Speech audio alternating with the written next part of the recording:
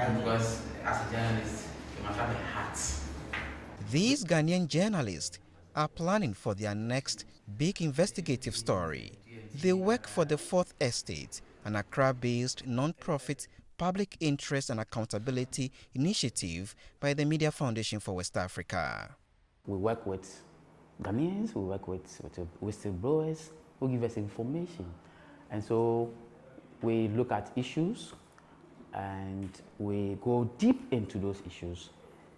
We bring them out in forms of publications, online write-ups and YouTube videos and all that, mainstream documentaries. The publications focuses largely on anti-corruption related stories.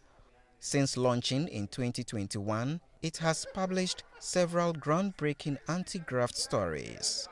Among them was an exposé by the project on asset declaration following a requirement that government officials declare their assets. The Fourth Estate filed the case with Ghana's Commission on Human Rights and Administrative Justice that further investigated the matter.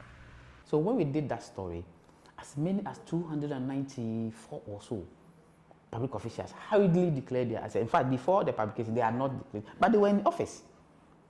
But when we published the story, very quickly, they declared their assets. And we thought that that was impactful and it sent the right message to authorities and to public officials. Anti-corruption campaigners say fighting corruption in Ghana has become a daunting task, despite the country launching the National Anti-Corruption Action Plan, a policy document with plans to combat corruption. The National Anti-Corruption Action Plan was the blueprint for all of us to fight corruption.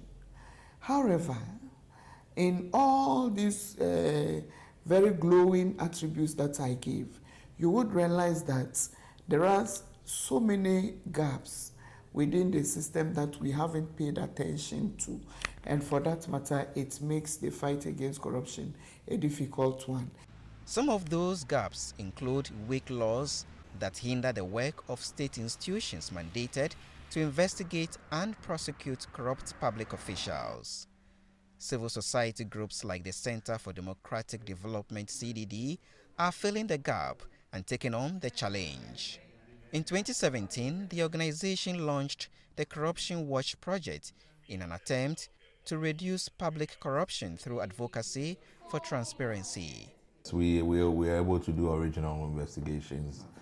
We have actual investigative journalists as part of the team that do the investigation, but we also try to follow up on cases that are alive or cases that we feel have been buried and we forgotten, that we think we need to revive. The activism by the CDD team for the past 7 years appears to be yielding results.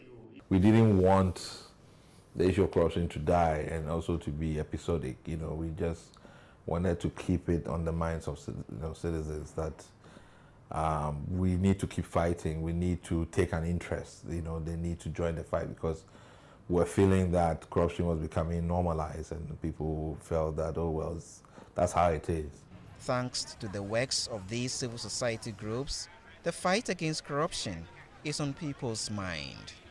Both as anti-corruption and governance experts and think tanks, a lot of work has been done. We have shown evidence of research that corruption is an issue and it is hydra-headed. And to fight it, we need serious commitment.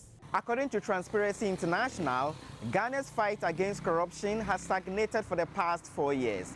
In its Corruption Perceptions Index for last year, Ghana scored 0 for the 4th consecutive year, making no progress in fighting corruption. The country ranked 70th out of 180 countries and territories surveyed for the period. Now, for many analysts, holding corrupt public officials accountable through the justice system would be key in making the menace unattractive.